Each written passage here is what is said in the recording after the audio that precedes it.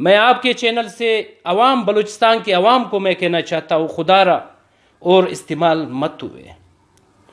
نہ بلوچ سے ہم پٹھانوں کو کوئی جدا کر سکتا ہے، نہ پنجابیوں سے کوئی ہمیں جدا کر سکتا ہے.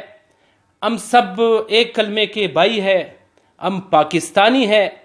خدا را ان کی باتوں میں نہ آئے.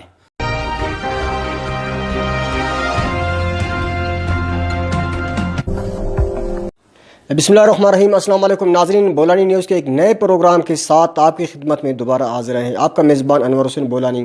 ناظرین، ہر وقت میں نے کئی پروگرام کر چکے ہیں جن میں خصوصاً سماجی حالات پر دیکھا جائے، یہاں کے مختلف ایشوز پہ ہم نے ایک پروگرام کیے. ان کے علاوہ دیکھا جائے یہاں پر سیاسی شخصیات ہوتے ہیں، ان کو انٹروڈیوس کر چکے ہیں.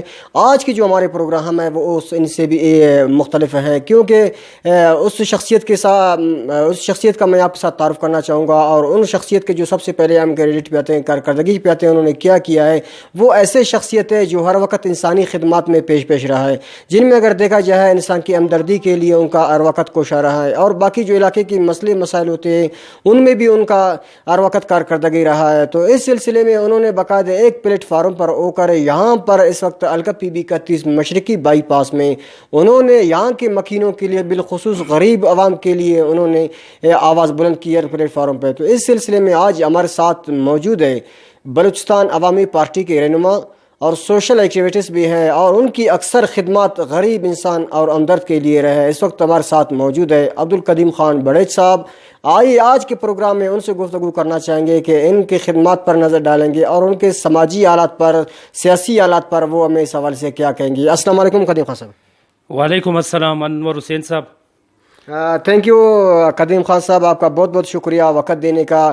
اچھا قدیم خان صاحب، کیونکہ ہم نے کافی آپ کے خدمات کی تعریف سنی تھی، آپ نے ہر وقت غریب ہوتے تھے، غربا ہوتے تھے، ان کی خدمات میں پیش رہے، اور اس کے علاوہ اگر دیکھا جائے سماجی حالات پر، سیاسی حالات پر یہاں پر آپ ایک اہم شخصیت کے اگر نسبت دیکھا جائے تو یہاں پر آپ نے اقدامات علاقے کے عوام کے لیے اٹھائی ہے. یہاں پہ جتنے بھی ایشوز تھے ان ایشوز پہ آپ نے بات کی ہے، ان کو اجاگر کرنے کے لیے ہر پلیٹ فارم پر آواز اٹھائی ہے. تو یہ سوچ فکر آپ کے ذہن میں یہ کیسے آئی سر؟ بسم اللہ الرحمن الرحیم. سب سے پہلے میں آپ کے چینل بولانی نیوز کا، انور حسین صاحب آپ کا، آپ کے کیمرہ مین کا، آپ کے پوری ٹیم کا میں دل سے شکریہ ادا کرتا ہوں. آپ نے ہمیشہ ہمیں سپورٹ کیا، ہمیں کوریج دی ہے، اور یہاں کے جو مسائل ہیں وہ بھی آپ نے ہم سے مل کر آپ نے اجاگر کیے ہیں.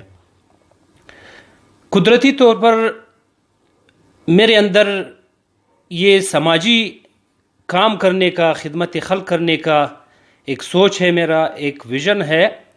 1997 سے میں سیاسی میدان میں ہوں. ایک سیاسی کارکن کی حیثیت سے میں نے بے شمار خدمات سر انجام دیے ہیں. میں جس دن کسی غریب کا کوئی خدمت نہ کروں اس دن مجھے چین سکون نیند نہیں آتا. الحمدللہ میں سماجی ورک کے حوالے سے آپ کو بتاتا چلوں، میں نے اسپتال میں، سیول اسپتال میں پورا ایک سال صبح 10 بجے سے لے کر 2 بجے تک OPD ختم ہونے کے وقت تک میں نے وہاں پر غریبوں کی بے شمار خدمات کی ہے اور ان کی دعائیں لی ہے. اسی طرح جس میدان میں بھی ہو، غریبوں کے لیے وہاں پر ان کے لیے فنڈز لانا، جو یتیم بچے ہیں ان کے اسکول کے اخراجات برداشت کرنا.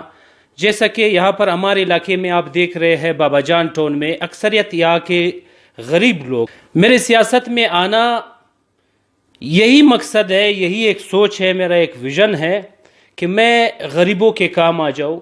بعض لوگ سیاست کرتے ہیں جیسا کہ آپ دیکھ رہے ہیں اسی طرح ہو رہا ہے. آج کل سیاست ذاتی مفادات کے لیے کر رہے ہیں، مگر میں اپنا بتاتا چلوں، میں نے سیاسی میدان میں اپنا سب کچھ کھویا ہے. میں نے اپنے کاروبار سے میں دور ہوا ہوں. میں نے اتنے سالوں میں نے کاروبار بالکل نہیں کیا، نہ میں نے کاروبار کی طرف ترجیح دی ہے. اکثر میرے فیملی ممبرز مجھ سے ناراض ہوتے ہیں کہ آپ کاروبار کی طرف توجہ نہیں دیتے، آپ ہمیں وقت نہیں دیتے. میرے بچے ہیں وہ مجھ سے گلا کرتے ہیں کہ آپ مجھے بالکل وقت نہیں دیتے. تو میں ان کو ہنس کر بتاتا ہوں کہ اپنے لیے تو سب جیتے ہیں، اصل انسان وہی ہے جو دوسروں کے لیے جیے. تو کیا سمجھتے ہیں قدیم خان صاحب، جیسے کہ آپ نے کہا کہ میں سیاست میں آیا ہوں غریب کے لیے، غریب عوام کی خدمات کے لیے، تو اگر یہاں پر خدمات کی بات کیا جائے، یہاں پر بابا جان ٹاؤن کے مکین کافی بنیادی سہولت سے محروم ہیں یہاں پر، کیونکہ ہم آتے ہی گزرتے ہمیں راستے میں یہاں پر تارے ملی جو کہ بانسوں پر لٹکے ہوئے تھے، تھمبے ان کے نہیں تھے. یہاں پر جو منتخب نمائندگان ہیں یا بہت سے ذمہ داران ہیں وہ بڑے بڑے دعوے کرتے ہیں کہ کئی جگہ پہ ٹرانسفارمر لگا دی گئے، کئی جگہ پہ بجلی کے پول لگا دی گئے، آئے روز افتتاحی تقریبات منعقد کیے جا رہے ہیں. تو کیا سمجھتے ہیں یہاں کے علاقے کی جو مکین ہیں جن کے بنیادی سہولت ہے، اور خصوصاً بات کیا جائے بجلی کی، گیس سے اور اس کے علاوہ دیگر روڈ راستے کے، وہ یہاں پر ہمیں نظر ہی نہیں آتے، تو ان کے لیے آپ کا کیا سوچ ہے اور ان کے لیے کیا آواز بلند کر رہے ہو؟ نور حسین صاحب، تقریباً میں 8 مہینے پہلے یہاں میں نے یہ جگہ لیا، یا اس علاقے کو میں نے اس علاقے میں گھر بنانا میرا یہی مقصد تھا کہ میں کسی پسماندہ علاقے جاؤں اور وہاں کے غریبوں کے علاقے کی خدمت کر سکوں. میں جب یہاں پر شفٹ ہوا تو یہاں پر لوگوں کی تکالیف دیکھے، یہاں پر بجلی نہیں ہے، یہاں پر گیس نہیں ہے، یہاں پر روڈ نہیں، یہاں پر نالیاں نہیں، یہاں پر جو BHU ہے اسپتال وہ نہیں، یہاں پر بچوں کے لیے اسکول نہیں. جیسا آپ دیکھ رہے یہاں پر سارے دن، ابھی آپ آ رہے تھے، آپ بھی بچوں کو دیکھ رہے تھے کہ وہ ایسے ہی گھوم رہے ہیں. ان کے مین وجہ یہاں پر یہ ہے کہ یہاں پر اسکول ہے. میں آپ کے توسط سے بلوچستان عوامی پارٹی کے مرکزی رہنما میر محمد عثمان پرکانی صاحب کا دل سے شکریہ ادا کرتا ہوں کہ نہ وہ یہاں کے نمائندے ہیں، نہ وہ یہاں کے MPA ہے، نہ MNA ہے، اس کے باوجود انہوں نے ہم سے یک آواز ہو کر ہمارے علاقے کے مسائل حل کیے. اور دوسری جانب یہاں کا جو منتخب نمائندہ ہے جن کا تعلق کانفرنس جماعت سے ہے، مجھے ان پر غصہ بھی بہت آتا ہے، اس وجہ سے کہ یہ بابا جان ٹاؤن 8 سالوں سے اس نے ان کو محروم رکھا. کیا یہ ان کے ووٹر نہیں؟ کیا یہ ان کا علاقہ نہیں؟ اگر ان کا علاقہ ہے، ان کے ووٹر ہے، تو میں سمجھتا ہوں ایک MPA ہوتے ہوئے اگر وہ تعصب کرے، تعصب کو بنیاد پر کہ اس گلی میں ان کے پارٹی کے کارکن نہیں ہے، دوسرے گلی میں ان کے پارٹی کے کارکن ہے، وہ تعصب کی بنیاد پر کام کرے، تو میں سمجھتا ہوں یہ بہت افسوس کی بات ہے. 1 روپے کا بھی ہمارے بابا جان ٹاؤن میں انہوں نے کام نہیں کیا. میں ایک بار پھر شکریہ ادا کرتا ہوں میر محمد عثمان پرکانی صاحب کا. ہم نے دھرنا دیا، وہ دھرنے میں آئے، 8 دن یہاں پر ہم نے دھرنا دیا. یہ ہمارے متصب MPA میں اس کو کہوں گا، انہوں نے جو ہے اتنی زحمت نہیں کی. کئی بار وہ دھرنے کے سامنے گزرتے رہے، مگر افسوس جو یہاں پر سفید ریش بیٹھے ہوئے تھے، نوجوان بیٹھے ہوئے تھے، بچے بیٹھے ہوئے تھے اپنے اسکول کے لیے، اپنے بنیادی سہولیات کے لیے، جو ہر پاکستانی کا حق ہے بنیادی سہولت. اگر جو کوئی وہاں پر کوئی علاقہ تعمیر ہو جائے، وہاں پر پھر بنیادی سہولت حکومت کی ذمہ داری ہے، نمائندے کی ذمہ داری ہے. سب سے پہلے آپ کا آغاز کون سی پارٹی سے تھا اور کس پارٹی سے آپ نے اپنے سیاست کا آغاز کیا؟ بیسیکلی ہم لوگوں کا پورا خاندان جب پاکستان میں یہ سیاسی عمل شروع ہوا ہے، ہمارا پورے خاندان کا تعلق ایک کانفرنس جماعت پشتونخوا ملی عوامی پارٹی سے تھا. پشتونخوا ملی عوامی پارٹی میں میرے بے شمار خدمات ہے، میرے خاندان کے بے شمار خدمات ہے. 1998 میں مردم شماری بائیکاٹ تحریک ہوا. بحیثیت میں ایک سیاسی کارکن آرمی کے ہاتھوں میں سیٹلائٹ ٹاؤن میں گرفتار ہوا. 45 دن میں نے مچھ جیل میں گزارے. میرے اور میرے خاندان نے اس پارٹی کے لیے بے شمار خدمات سر انجام دیے ہیں. مگر جب 2013 کے الیکشن ہوئے، اس کے بعد ہم نے ان قوم پرستوں کا حال دیکھا جو نعرے لگا رہے تھے کہ ہم پشتونستان بنائیں گے، ہم جو ہے پشتونوں کو آباد کریں گے، پشتونوں کو روزگار دیں گے. مگر میں نے جب ان کے حالات دیکھے کہ پشتونوں کے گھر تو نہیں بنے، پشتونستان تو نہیں بنے تو ان کے جائیدادیں بنے، ان کے بنگلے بنے. اور میں نے وہ بھی دیکھا کہ اس پارٹی میں جو ہے موروثی سیاست ہو رہی ہے. جمہوریت کی بات تو وہ کرتے تھے کانفرنس جماعت والے، مگر سب سے پہلے میں ان کو کہنا چاہتا ہوں کہ آپ اپنی پارٹی میں جمہوریت لائے، کہ ایک بندہ آپ کا جو ہے وہی صوبائی صدر ہے، ایک بندہ آپ کے پارٹی کا چیئرمین ہے. تو ان سارے چیزوں کو دیکھ کر میں نے پشتونخوا ملی عوامی پارٹی کو خیر بات کہا اور اس کے بعد میں نے جمعیت علماء اسلام ایف میں 2015 میں شمولیت اختیار کی. تو کیا آپ نے جیسے کہ کہا کہ میں نے پشتونخوا کو خیرآباد کا کہ جمعیت علماء اسلام پہ یعنی فضل الرحمان گروپ میں آپ نے شامل ہوئے، ان کے بعد فوراً اب دیکھنے کو میں یہ ملا پر کسی کی کارکردگی سے آپ مطمئن بنے یعنی مایوسی کا اظہار کر کے یہاں پر بلوچستان عوامی پارٹی میں شامل ہوئے، ان کا خاص کیا وجہ تھی سر؟